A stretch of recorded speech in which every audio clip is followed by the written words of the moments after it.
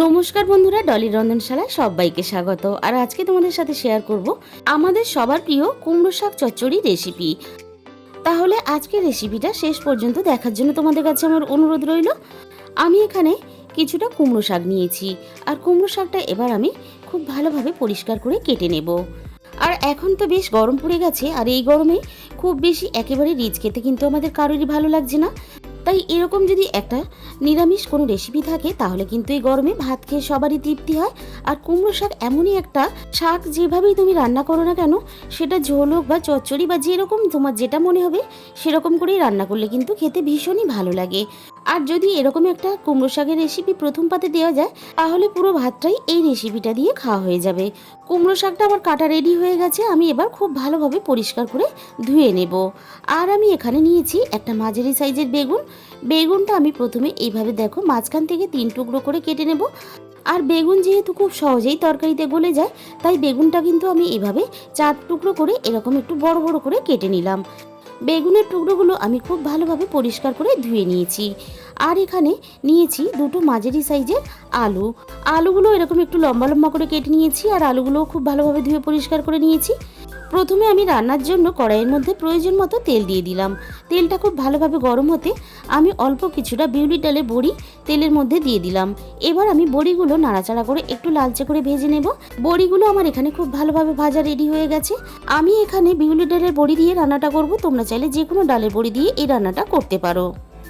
বড়িগুলো তুলে নেওয়ার পরে আমি এখানে ওই একই তেলের মধ্যে ফোড়নে দিয়ে দিলাম অল্প একটু 5 ফোড়ন, আর দিয়ে দিলাম একটা শুকনো লঙ্কা কুচি, আর এখানে দিয়ে দিলাম একটা তেজপাতা কুচি। এবার হালকা নাড়াচাড়া করে আমি ফোড়নটাকে ভেজে নেব। ফোড়ন থেকে যখন সুন্দর গন্ধ বেরিয়ে এসেছে সেই সময় আমি এখানে কেটে রাখা সমস্ত আলুগুলো দিয়ে দিলাম।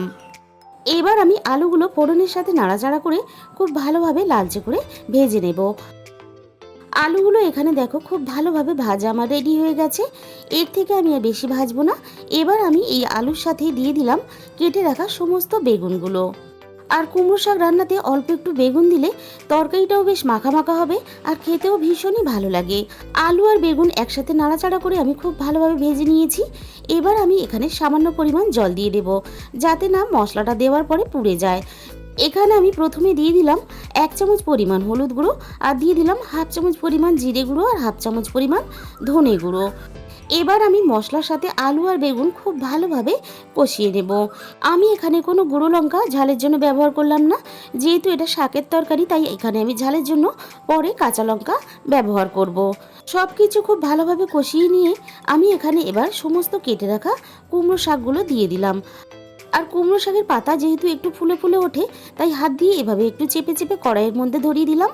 এবারে আমি এখানে স্বাদ মতো লবণ দিয়ে দিলাম। কুমড়ো শাকগুলো একটু নরম হওয়ার জন্য আমি এখানে মিনিট 5 জন্য ঢাকা দিয়ে দিলাম।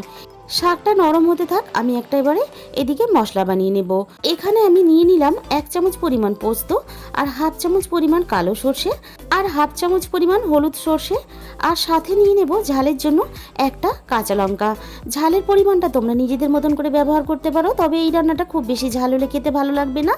অল্প একটু জলে ছিটে দিয়ে এবার একসাথে সব কিছু আমি অল্প একটু বেটে নিয়ে এখানে দিয়ে দিলাম অল্প একটু নারকেল কুড়ো। এই রান্নাতে অল্প একটু নারকেল কুড়ো দিলে রান্নার স্বাদ খুব ভালো হয়। নারকেল কুড়ো, সর্ষে পোস্ত আমি খুব ভালোভাবে একসাথে বেটে এখানে রেডি করে নিয়েছি। এবার আমি মশলাটা তুলে নেব। এবার আমি কড়াইয়ের ঢাকা খুলে দেখে নেব কুমড়ো শাকটা নরম হয়েছে কিনা। কুমড়ো শাকটা দেখো আগের থেকে অনেকটাই নরম হয়ে গেছে। এবার আমি কুমড়ো শাকটা হালকা হাতে এইভাবে নিচ থেকে উপর করে সব কিছুর সাথে খুব ভালোভাবে আমি মেশাতে থাকবো। আর বন্ধুরা, তোমরা হয়তো কুমড়ো শাক অনেকে অনেক রকমভাবে রান্না করে খেয়েছো, তবে একবার হলেও এই রান্নাটা অবশ্যই ট্রাই করবে। কুমড়ো শাকটা সব কিছুর সাথে খুব ভালোভাবে নাড়াচাড়া করে মিশিয়ে দিয়ে আমি এখানে স্বাদ মতন চিনি দিয়ে দিলাম। যেহেতু শাকের তরকারি, তাই অল্প একটু চিনি না দিলে কিন্তু রান্নার স্বাদটা ভালো আসবে না। চিনিটা আমি নাড়াচাড়া করে মিশিয়ে দিয়ে যে মশলাটা আমি বেটে রেডি করলাম সেই মশলাটা আমি এখানে দিয়ে দিলাম, আর সাথে এখানে অল্প একটু শিল ধোয়া মশলা জল দিয়ে দিলাম। আবারও সব কিছু একসাথে নাড়াচাড়া করে খুব ভালোভাবে আমি কষিয়ে নেব। তাহলে বন্ধুরা, আজকের রেসিপিটা শেষ পর্যন্ত দেখার পরে তোমাদের যদি ভালো লেগে থাকে অবশ্যই ভিডিওতে একটা লাইক করো আর প্রচুর প্রচুর শেয়ার করো। আর যে সমস্ত বন্ধুরা এখনও পর্যন্ত আমার চ্যানেলটাকে সাবস্ক্রাইব করনি, অবশ্যই আমার চ্যানেলটাকে সাবস্ক্রাইব করে পাশে থাকা বেল আইকনটা অল করে দিও, যাতে আমি কোনো নতুন রেসিপি আপলোড করলে সবার আগে তোমার কাছে পৌঁছায়। সব কিছু খুব ভালোভাবে কষিয়ে নিয়ে ডাঁটা আলু সব কিছু খুব ভালোভাবে সিদ্ধ হওয়ার জন্য প্রয়োজন মতো জল দিয়ে দিলাম। এবার আমি ঢাকা চাপা দিয়ে খুব ভালোভাবে সিদ্ধ হতে দেব। কিছুক্ষণ পরে আমি ঢাকা খুলে দেখে নেব সব কিছু খুব ভালোভাবে সিদ্ধ হয়েছে কিনা। আবারও আমি এখানে একটু নাড়াচাড়া করে নেব। শাক, আলু, বেগুন সব কিছু এখানে খুব ভালোভাবে সিদ্ধ হয়ে গেছে। এবারে একটা ডাঁটা তুলে আমি দেখে নেব ভালোভাবে সিদ্ধ হয়েছে কিনা। আর ডাঁটাগুলো খুব ভালোভাবে সিদ্ধ হয়ে গেছে। আর এরকম একটু রস রস থাকা অবস্থাতেই আমি এখানে ভেজে রাখা সমস্ত বড়িগুলো দিয়ে দিলাম। আর এরকম রস রস থাকা অবস্থাতেই বড়িগুলো দিলে তাহলে বড়িগুলো সুন্দরভাবে নরম হয়ে আসবে আর বড়ির মধ্যে সমস্ত মশলা ঢুকে গিয়ে বড়িগুলো খেতেও সুন্দর লাগবে।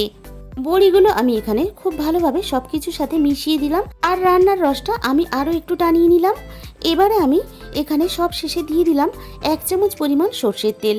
এই রান্নাতে অল্প একটু সর্ষের তেল দিলে রান্নার স্বাদ ভীষণই ভালো হয়। আর সব কিছু একসাথে নাড়াচাড়া করে মিশিয়ে নিলেই কিন্তু আমাদের রেডি হয়ে গেল গরম ভাতের সাথে প্রথম পাতে খাওয়ার জন্য দারুণ একটা কুমড়ো শাকের চচ্চড়ির রেসিপি। একদিন হলেও অবশ্যই ট্রাই করে দেখো। আর তোমাদের মূল্যবান সময় দিয়ে আমার এই রেসিপিটা শেষ পর্যন্ত দেখার জন্য তোমাদের সবাইকে অসংখ্য ধন্যবাদ। তাহলে দেখা হবে অন্য কোনো নতুন রেসিপির সাথে।